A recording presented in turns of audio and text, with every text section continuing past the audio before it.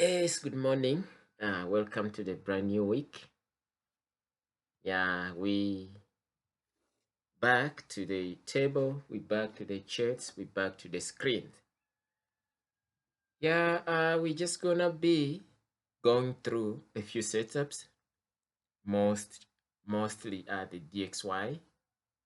As we all know, the DXY is the index which measures the strength of the US dollar, and also it tracks the performance of other instruments. So the DXY, let's go straight to the DXY. We have a look at it. Wow. DXY setup that I had on DXY is this setup of which for DXY, as you could see on H4, my analysis was centered on two POIs.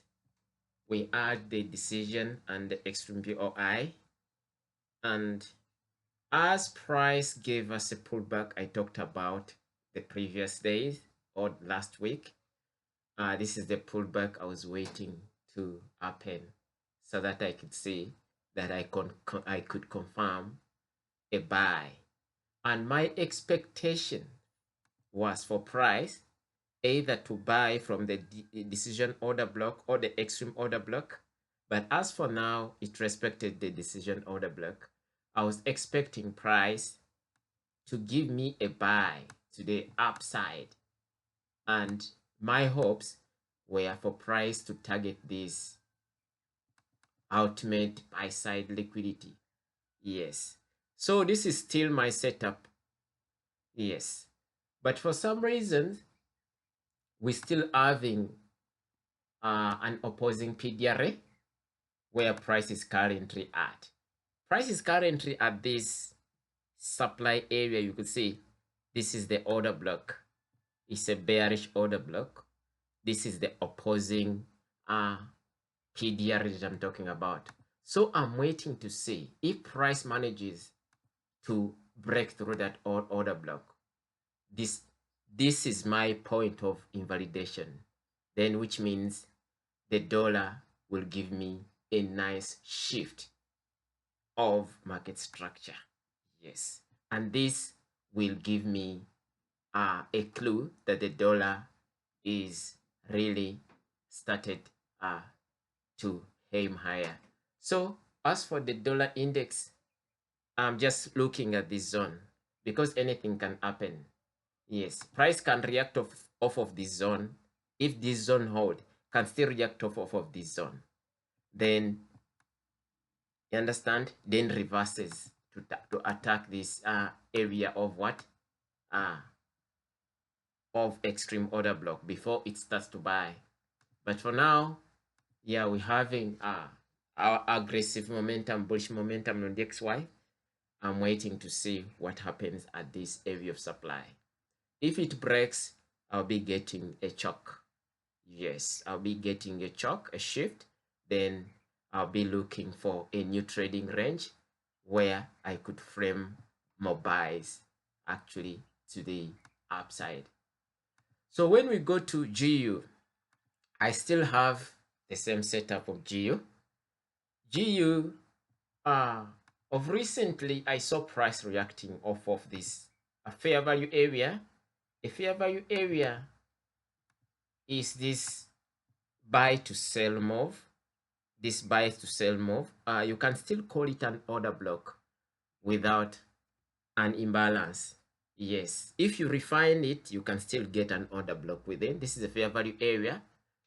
Or some you can call it an area of resistance. So I would literally wait for price to see what might happen here, because when price actually retraced, it engineered some liquidity and it gave us a shift of market structure, which is internal.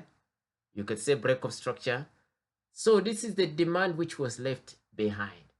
So for some instances, if we could wait for this demand to see what might happen, this demand, if it happens to hold, we might expect price to continue aiming higher to these areas of supply, but before attacking this buy side liquidity, understand? But if this, then I wouldn't do anything, because if price does that, I'll be waiting to see that I could be able to take some shots above this one of these areas of what supply. But if this area of demand now is what I'm watching, if price breaks through this area of demand and takes this external sell side liquidity, then I'll be more than happy to look for a new trading range where I could be able to frame sales. Understand? So I'm still waiting, but according to what I see, price is coming with massive momentum, bearish momentum towards this order block. This order block is likely to be broken. Price is likely to be forced to the downside, attacking this sell side liquidity. If it closes with a clear break of structure, then I'll be having a new trading range, which will be a bearish trading range. This is where I'll be framing my entries for shorts. Yeah. So this is what I'm seeing on GU, and I'm still sitting on my hands. I'm doing nothing for now. Yeah. Same applies to Euro USD. Yeah, price reacted off of the fair value area. As you see, this buy to sell is literally an order block, but if you refine it, you can still get a very defined order block with an imbalance. This is a fair value area. Some people call it an order flow area. The reaction was here, but as you could see, price, this was previously an area of demand where it reacted, gave us a shift. With this shift, it retraced towards, it gave us a break of structure. It left behind an area of demand. So I'm still watching for this demand. If this demand holds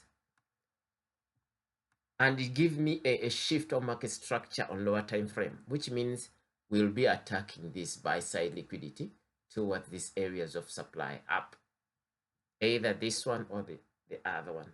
And this one, the buy side liquidity level, will become a choke level. So basically, we can wait to see what price can literally do.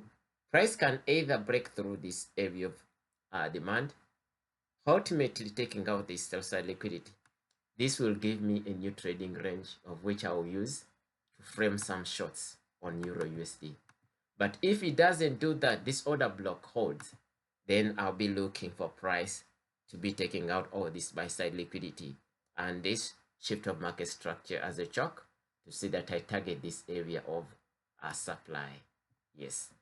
So Nzdusd still the same. Nzdusd is almost taking the sell side liquidity, which means I'll be eyeing to take some shorts here.